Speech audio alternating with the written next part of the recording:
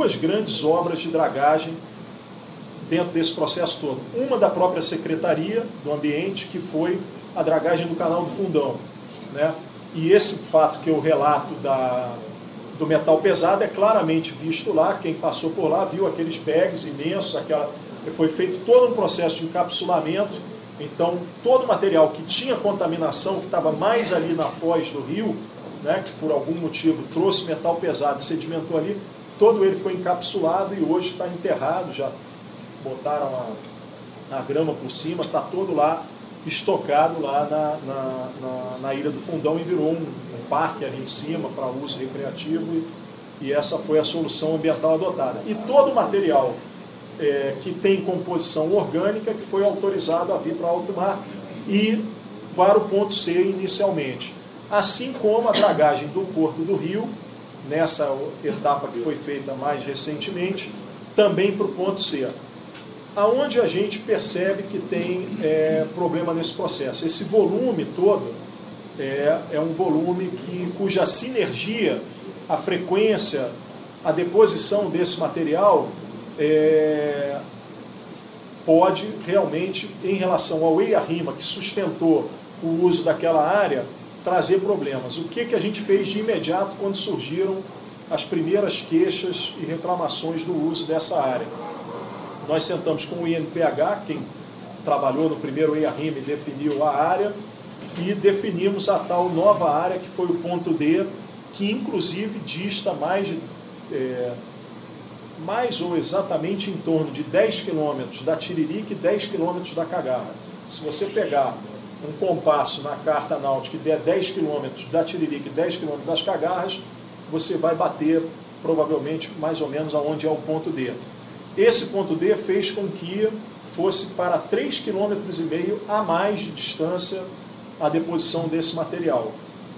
Toda essa dragagem não só tem que ter monitoramento antes de fazer do sedimento, como tem que ter um monitoramento do material depositado, do entorno desse material depositado. Além disso, foi exigido pela FEEMA lá atrás, né, e depois mantido pelo INEA, a obrigação de GPS nas balsas, marcando o posicionamento delas e marcando a abertura do lastro para a gente saber exatamente o ponto. Então, do escritório lá na Avenida Venezuela, o INEA tem condição de saber exatamente o ponto aonde abriu o lastro para lançar esse material e saber se isso está acontecendo.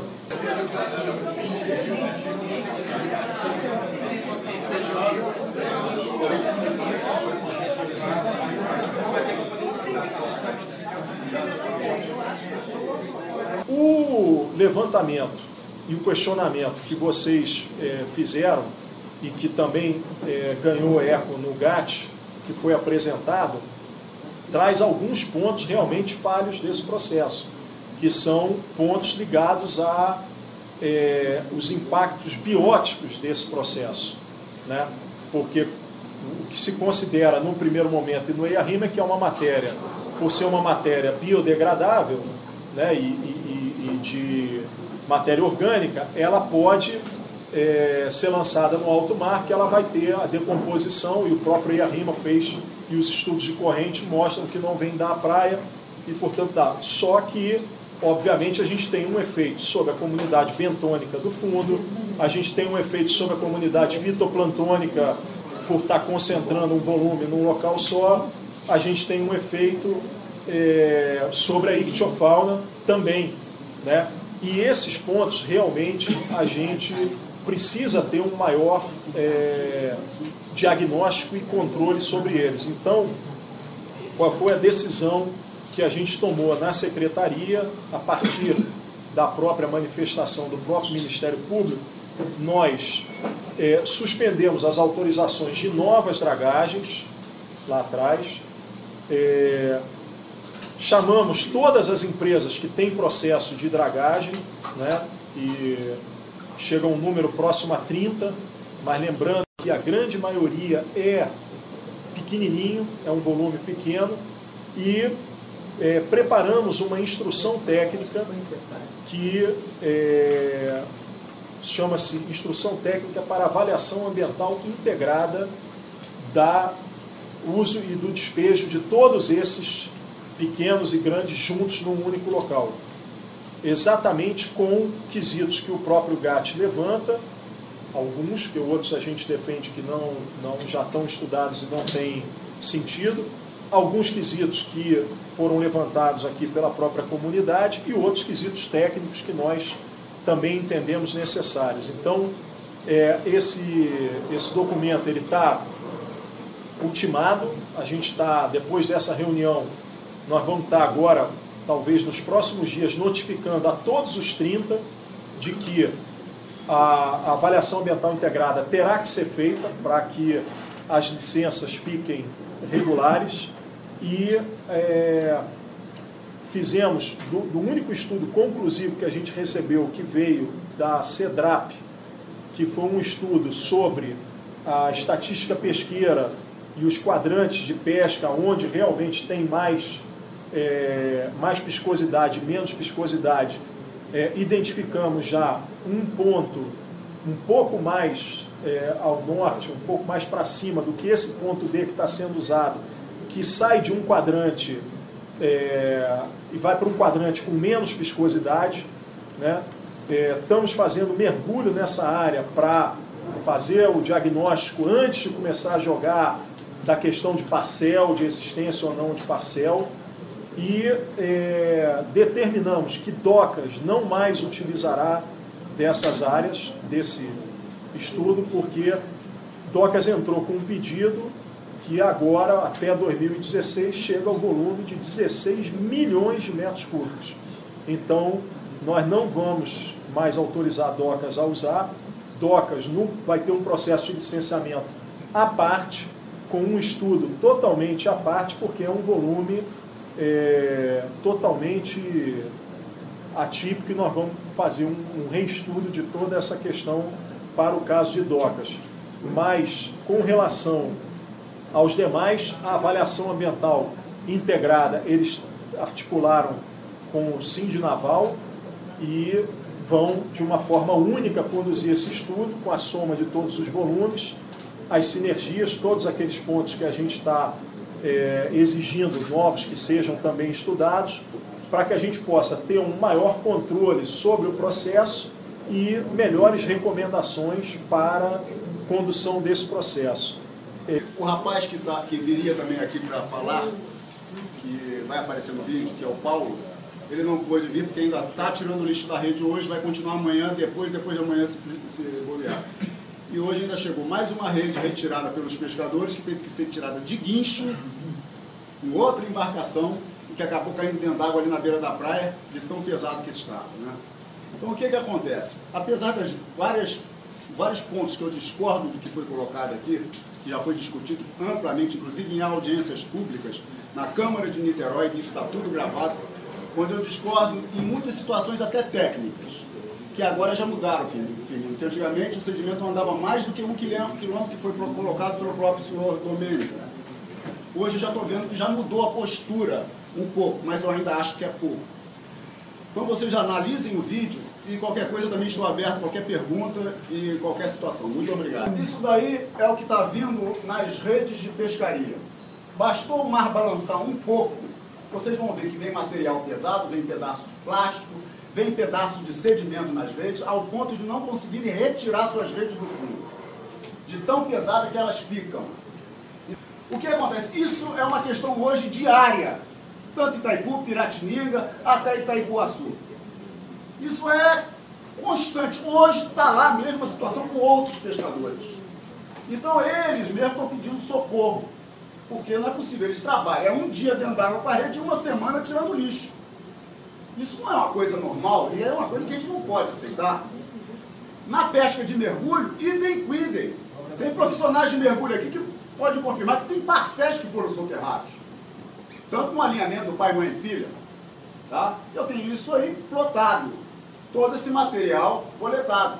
Agora, se olharem dentro da canoa, vocês vão ver o que está acontecendo. E a lama cinza, preta, como é que as redes vêm? Isso não é material do local Lá a areia era branca. Existem pontos no mar com lama.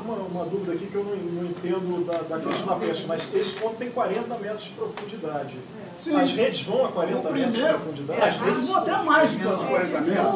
A dragagem da Agora, Serra terminou em setembro de 2011.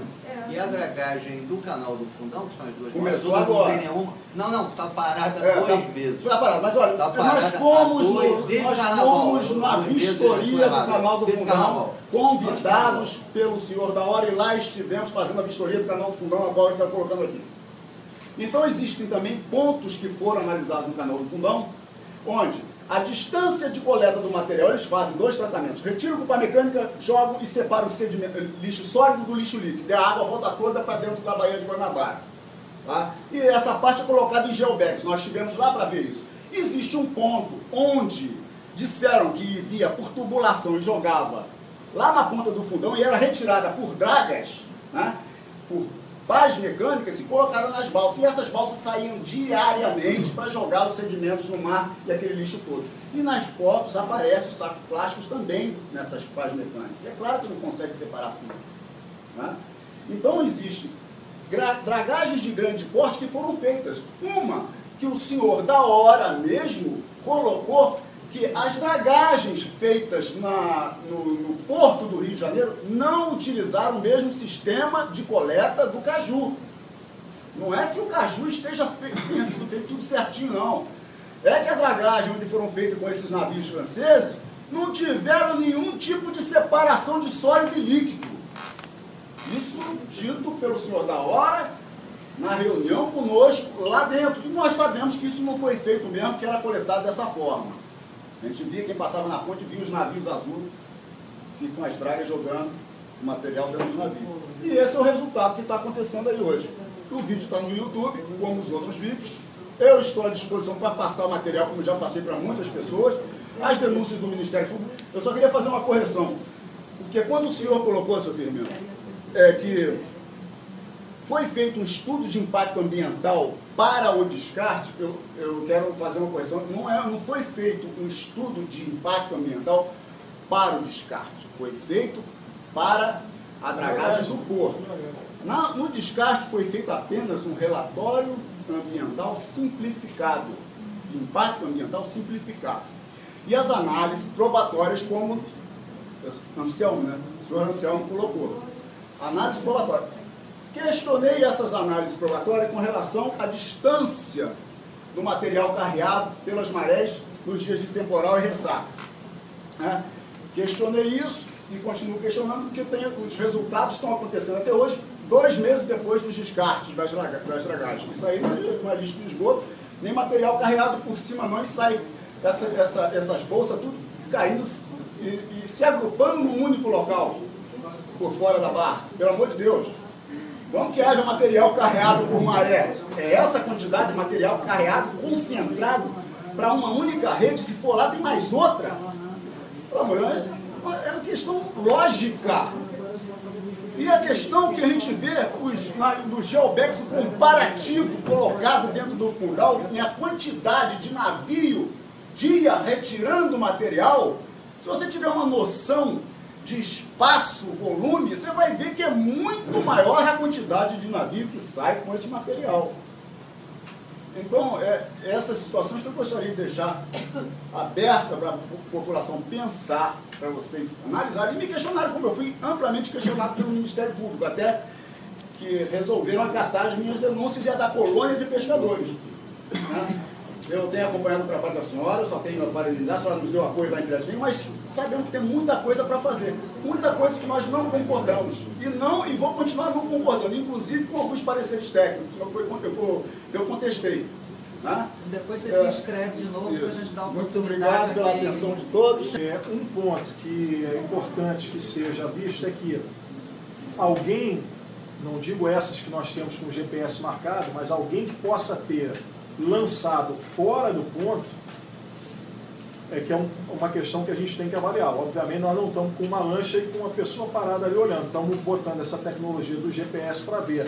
Então eu já ouvi, enfim, indagações, e quando não, o cara jogou em cima da ilha do pai ou da ilha da mãe. Vai abrindo e vai jogando. Vai abrindo e vai jogando, e isso, obviamente, que se acontecer é totalmente irregular, não é licenciado, e nós temos que cair em cima rápido. Precisaríamos realmente documentar, mostrar, e em cima que aí a gente cai e pega e suspende algo. Não só vai multar, como prende, faz o que tiver que fazer. Agora, autorizado pelo órgão ambiental, em momento algum houve qualquer autorização próxima das ilhas, como se coloca, ou já se colocou em alguns questionamentos. Enfim. O emissário seria daquele jeito. Considero que as dragagens da Baía do Guanabara são necessárias, mas eu acho que o que está faltando é o seguinte: os modelos matemáticos usados como base para tudo que está sendo falado aqui são furados. O modelo matemático, de modo geral, não é confiável. Ele deve ser usado, deve ser feito, mas ele não é a verdade. Ele deve ser validado. Então, eu lendo o estudo de impacto ambiental de Docas, onde aparecem os modelos que foram apresentados, não esses agora que a Fátima apresentou, mas eu li o EIA de Docas, e que mostra uma série de simulações que foram feitas usando dados que, a meu ver, são muito pequenos, muito poucos. Por exemplo, a faixa de vento, de parâmetros de vento utilizados da estação meteorológica da Ilha Rasa foram de 3 meses, em março. Foi de... não, 3 meses não, foi apenas no mês de março. Isso, e outro, estudos de correntes não foram realizados. Foi utilizado dados de marés, que são disponíveis no maregrama da DHM, e os dados de ventos, que são pouquíssimos, e jamais se tocou em dados que deveriam ser feitos pelo menos durante um ano de medição contínua todo dia. 14 horas. Isso é que é para se poder embasar um modelo, e que mesmo assim ele será falho, e que deve ser validado, pelo menos um ano de séries temporais de medições de correntes. Eu nunca vi um correntômetro em todos esses estudos que foram feitos. Eu sei que eu acompanho isso há muito tempo, conheço a Fátima há muito tempo, sei que esses estudos do INPH foram feitos, mas não de uma forma como deveriam ser feitos. Esses modelos deveriam ser mais aprimorados e deveriam ser validados. Então, eu acho que realmente deve haver uma quantidade grande de resíduos no fundo. Esses resíduos, assim, e outro, falando dos resíduos, o que se simulou nos modelos foi que foi um lançamento de 6 mil, isso no EIA de Docas, 6 mil metros cúbicos lançados, onde 2 mil metros cúbicos seriam de material fino. Esse material fino é que foi considerado no modelo, que seria dispersado e que, como você falou, não iriam à praia, por isso foi escrito, né? Mas e o resto? E os 4 mil que ainda restaram? E aí tem diversas formas de resíduo. Por exemplo, as próprias lamas que são dragadas, elas às vezes são muito coesas. Elas têm uma coesão tão forte que elas são mais difíceis de serem erodidas do que a própria areia siliciclástica, a areia quartzosa, no fundo, porque elas são aglutinadas. E eu sei que existem essas areias, principalmente no aprofundamento dos canais, porque eu acompanho também essas dragagens lá no canal, principalmente esse canal que vai dar acesso ao terminal de contêineres, que eles aprofundaram de 12 metros e passaram para 14 metros. Entre 12 metros e 14 metros, eu não tenho dúvida que a lama dali era extremamente compactada e até não poluída, porque a lama poluída é essa lama fluida que é superficial e que eu sei também que o INEA exige que sejam colocados nos bags, né, nos geobags, e que tenham uma disposição adequada. Sei disso. Mas o que não foi feito ainda, que a gente está propondo fazer, é um mapeamento do fundo. Um mapeamento do fundo de detalhe para mapear o sedimento que está atualmente no fundo marinho, principalmente nessa área do entorno do Botafogo. e o Botafora ele está sendo variado, mas a meu ver, mas isso não vem ao caso agora, isso pode ser um estudo posterior e logicamente embasado por essas medições, eu acho que é muito restrito, está muito próximo, mas não é o momento. O que a gente está propondo agora é fazer uma radiografia do fundo, usando dados de imagens de sonar, usando um mapeamento detalhado, com precisão métrica, delineando tudo que existe no fundo a nível de sedimento lamoso e não lamoso, filmando através de câmeras rebocáveis, com o transect feito controladamente, com GPS e programas de navegação, utilização de ROV para filmar os resíduos em detalhe no fundo e, logicamente, saber se esses sedimentos lamosos, que eu acho que existem lá, existem nessa área, se eles atendem à resolução programa. 344, não é isso? Por que eu estou falando isso? Porque somente agora, como você bem falou, essas dragagens estão sendo bem acompanhadas, mas muitas dragagens aconteceram sem um controle. Eu mesmo já vi dragagens sendo feitas, despejadas na boca da Baía da Guanabara. Eu já vi isso. E, logicamente, tiveram outras antes desse controle que eu sei que existe hoje, inclusive do timing, né, de abertura da cisterna de dragagem e o GPS, né, vocês podem...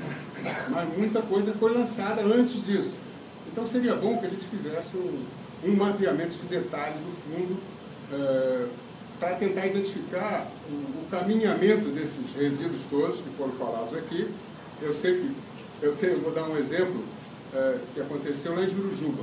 Em Jurujuba, quando começou o transporte da lancha de charitas, do aerobar, que gera ondas, ondulações, começou a aparecer uma quantidade imensa de resíduos na praia de Jurujuba.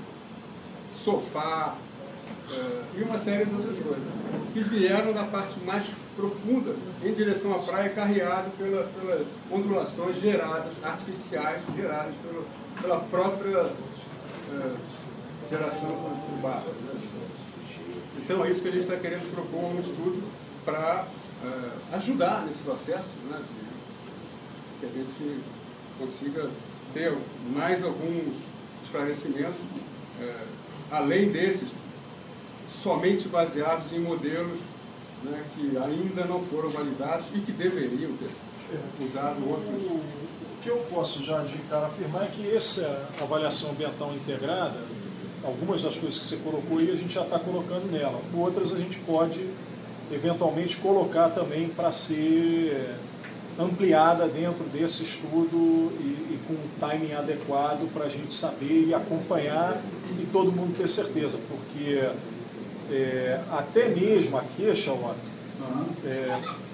faz todo sentido, mas a gente precisa ver de onde vem, pode estar vindo de uma outra corrente. Então, até esse monitoramento, vale a pena a gente botar na avaliação ambiental integrada para aonde foi pega aquela bolsa, se ela realmente, pelo local que está, de onde tem, ela poderia estar vindo daquele local, ela pode ter vindo de outra situação. Eu não estou absolutamente indo contra, pelo contrário, vamos juntar isso e produzir uma avaliação que seja. Agora, só um ponto com relação à calibragem do modelo, é que o monitoramento que foi exigido deles o tempo todo, ele coaduna com os estudos, principalmente na parte de finos. Quer dizer, o monitoramento ele identifica, e quando ele não encontra mais fino a 2 quilômetros ou tal do local, ele está confirmando o que o estudo mostrou, que aquele fino se sedimenta antes. Mas esse mapeamento de fundo eu acho bastante interessante e fundamental. Nós agora, para essa nova possível área que junto com o Felipe Peixoto a gente discutiu, que a CEDRAP propôs, que é uma área menos viscosa, está sendo feito mergulho, olhar primeiro, ver se tem algum parcel, fotografar isso tudo, mapear tudo, antes de se pensar a usar a área. Mas eu acho que a gente tem que fazer isso dentro do próprio estudo, e essa avaliação ambiental integrada, ela pode ter e deve ter esse caráter também de melhorar e qualificar melhor esse diagnóstico do que já aconteceu também, não só do que ainda possa vir a acontecer. Que não é a cor original. original, que é a nossa praia, e fiquei muito assustada. Eu tenho 2 filhos e eu passei o verão sem ir à praia de Tapatiara. Melhorou. A gente fala aqui que a SUAME, a Sociedade de Tapatiara, a Associação de Tapatiara, a gente fez até uma comissão para despoluição das praias, do mar, essas coisas. E foi a primeira vez que todos viram isso. E aí eu fico questionando, como leiga, como cidadã, tem fiscalização? A fiscalização desse bota fora, ou emissário, esses projetos que foram feitos, eles estão atendendo realmente ao que os pescadores precisam, ao que a população precisa. Enfim, as minhas questões são muito simples. E, enfim, ficamos assim, praticamente 3 meses com um mar muito poluído. E não era maré, não era nada disso. Realmente era uma poluição. Esse verão foi atípico, não foi com Cambuinhas também. Que o órgão... Você não está falando de maré vermelha, não. Está falando desses outros não, elementos. Eu estou falando realmente dessas coisas que têm sido jogadas no mar. Não foi maré vermelha. Maré vermelha a gente tem desde que eu era pequena. Então é uma coisa passageira. Mas isso ocorreu o verão inteiro. Então, assim, porque na verdade, esse estudo que foi feito pelo órgão, seja a Secretaria de Meio Ambiente, né, e vamos, enfim, ele não só tem que atender a população, lógico que ele tem que atender ao empreendedor. A gente não quer que não desenvolva, que não há desenvolvimento, nada disso. Muito pelo contrário, eu sou totalmente pró-desenvolvimento. Desde que ele seja seguro, sustentável, que atenda também aos pescadores, atenda a gente que é morador há muitos anos, atenda a biota, né, que é a nossa natureza. Enfim, é isso que eu vim questionar e vim, enfim, perguntar como representante da SUAME hoje aqui. Obrigada. Hoje a gente está cada vez mais aperfeiçoando com essa questão do GPS e nas vezes em que nos denunciaram que estaria sendo jogado aqui perto, teve vezes de eu acionar o próprio pessoal nosso aqui da Superintendência de Niterói, botar helicóptero à disposição e sobrevoar para procurar e ver se estava tendo alguma coisa. Quer dizer, se tiver e a gente flagrar, tenha certeza que vai ser atuado. Se vocês também flagrarem e conseguirem documentar isso, também vai servir para a gente usar contra quem quer que esteja fazendo isso. Para mim, a nossa superintendência aqui, que está aqui do lado, mais perto, aciona aqui via o parque aciona o nosso pessoal. Se a gente tiver, porque realmente nós não vamos ter um parque parado ali com uma pessoa 24 horas olhando a coisa. Se for preciso, podemos até pensar nisso, mas não me parece que o nosso problema principal seja o desvio de rota. Pode até, pelo que eu vi aí, todo mundo comentando, ter sido problema do passado, não é nem tanto hoje. Hoje a preocupação é, ali é seguro? E aí a resposta à tua última pergunta, o estudo, seja ele qual for, e a exigência, seja ela qual for, não é para beneficiar a empresa, tem que ser para dar segurança à população e ao pescador. Então, se a gente tiver qualquer indício a mais, ou essa avaliação ambiental integrada, apontar qualquer medida a mais que deva ser tomada, imediatamente será tomada e o empreendedor vai ter que acatar. Como quando se passou do ponto C para o D, que aumentou 3,5 km, foi uma chiadeira dos empreendedores danada, porque você imagina, em cada barco são 7 km a mais de viagem. O cara veio, o Docas, por exemplo, veio, mas eu licitei para tanto. O problema é teu, agora você se vira. Mas eu licitei para tanto, o preço é tanto, eu só tenho isso. Diminui o volume que você vai fazer. E a própria secretaria, a mesma coisa, que está fazendo um canal do fundão, mas agora o dinheiro não vai dar mais para fazer. Diminui o tamanho do escopo, porque nós não vamos mudar o local. Agora, se esse local ainda precisa de alguma correção e a gente precisa identificar, eu acho que o que a gente for identificando e o que a gente for colocando, porque eu tenho certeza que ninguém aqui está contra a gente melhorar as condições dos portos dos rios, do desenvolvimento do Porto de Niterói ou do Rio de Janeiro, com certeza todos estão a favor. O que a gente não pode é sacrificar nossas praias em troca disso. Isso aí não tem dúvida nenhuma e nesse ponto nós estamos na mesma direção. Agora, nós temos a caneta e vamos exigir o que for necessário, não tem dúvida.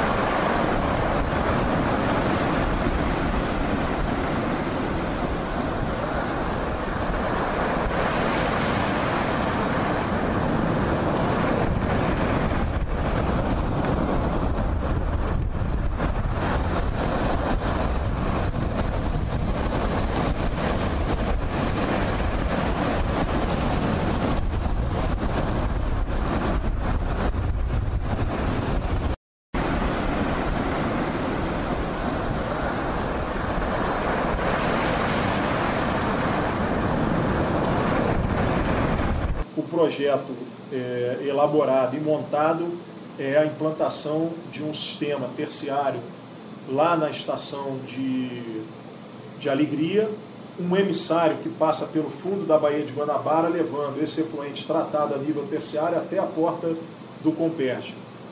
O efluente do Comperj, ele está dentro de padrões que permitiriam ele ser lançado no Macacu e no Caceribu.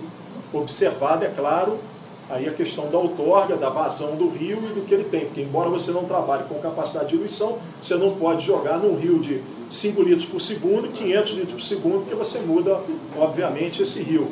Mas ele está licenciado em condições de ser lançado no rio que vai para a Baía de Guanabara. Só que a licença é taxativa, não pode ir efluente algum para a Baía de Guanabara. Então eles foram obrigados a desenvolver um emissário que teria que vir para o mar por algum caminho. Sonho nosso, né, dos ambientalistas que estão dentro do governo, era que esse emissário pudesse ser bem parrudo e vindo, passando pela beirada de São Gonçalo, pela beirada de Niterói, até chegar aqui no mar e levar, e aproveitar e levar todos os efluentes das nossas estações que hoje jogam na Baía de Guanabara. Mas aí seria a glória se a gente tivesse conseguido isso, mas não chegamos a esse ponto. Conseguimos boas negociações, mas não a esse nível, até porque a Petrobras tem uma política, e a gente não pode desmerecer isso, de não misturar o efluente dela com o efluente de SEDAI, de Águas de Niterói, de qualquer outro, porque aí ela perde o controle sobre aquilo que está ali, e amanhã, como o nosso país aqui, ela como empresa com maior capital e tudo, ela será responsabilizada pelas mazelas do que os outros fizerem de errado. Esses 1.500 litros por segundo que ela vai utilizar para o processo industrial, o que chegará ao emissário, né, e aí vocês vão entender o que eu vou dizer agora, o que chegará ao emissário é da ordem de 300 litros por segundo. Portanto, há um circuito fechado que consome e absorve 1.200 litros por segundo dentro da empresa. Então ela vai trabalhar com o circuito fechado, ela vai, obviamente, ter uma taxa de perda de evaporação enorme, de resfriamento de tudo aquilo, mas ela vai trabalhar com o circuito fechado. Acontece que não há efluente zero. Não existe, ainda mais para uma refinaria desse tamanho. Não existe. Quem acha que uma refinaria dessa pode circular 100% de todo o efluente e não ter nenhum saldo residual, não existe. Não existe efluente zero.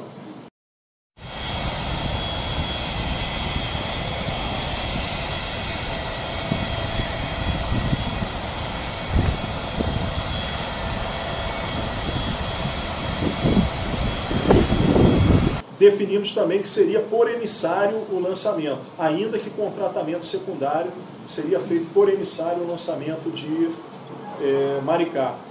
E aí começamos a discutir o lançamento junto do emissário que vinha do Comperj com o emissário do sanitário de Maricá. Porque por mais que esse efluente esteja dentro dos padrões de emissão da CONAMA e possam até ser lançados no rio, você não vai chegar na beira da praia e botar uma caixa, nem tem como, que a arrebentação não permite isso, né? Então, no mínimo, um pré-lançador. E foi o que a Petrobras apresentou. Na realidade, quando a Petrobras bota 2 km, não é um emissário, é um pré-lançador.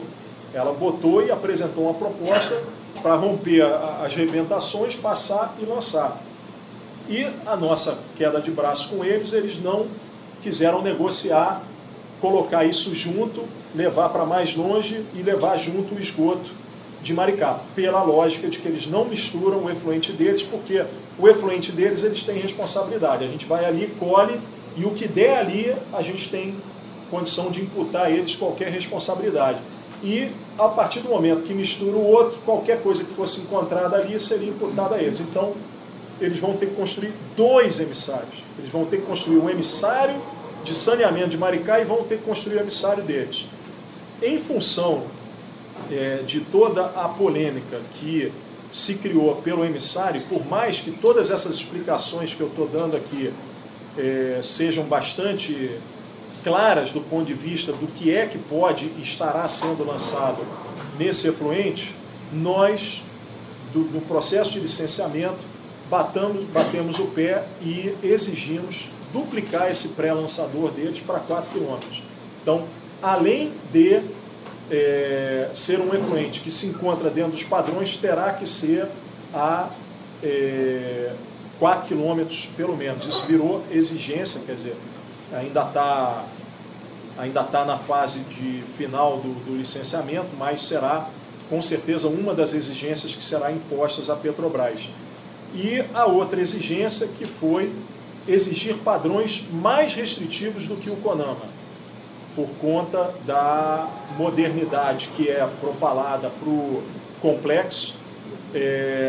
Foi-se bem além, eu não trouxe esses números aqui, mas isso é fácil de levantar, ou talvez a Fátima e o Anselmo saibam aí de cabeça, mas estão sendo exigidos, para alguns casos, padrões 20 vezes mais rigorosos do que o próprio padrão do CONAMA, para tranquilidade e segurança, principalmente da ictiofauna, né, que metal pesado vai direto para a carne do peixe. Então, até para que a gente tenha absoluta tranquilidade, exigimos padrões muito mais restritivos do que os padrões CONAMA, alguns parâmetros 10 vezes mais restritivos, outros 20 vezes, outros 5 vezes, outros chega a 40 vezes mais restritivo, padrões que a gente detectou que a tecnologia do Comperj é capaz de produzir.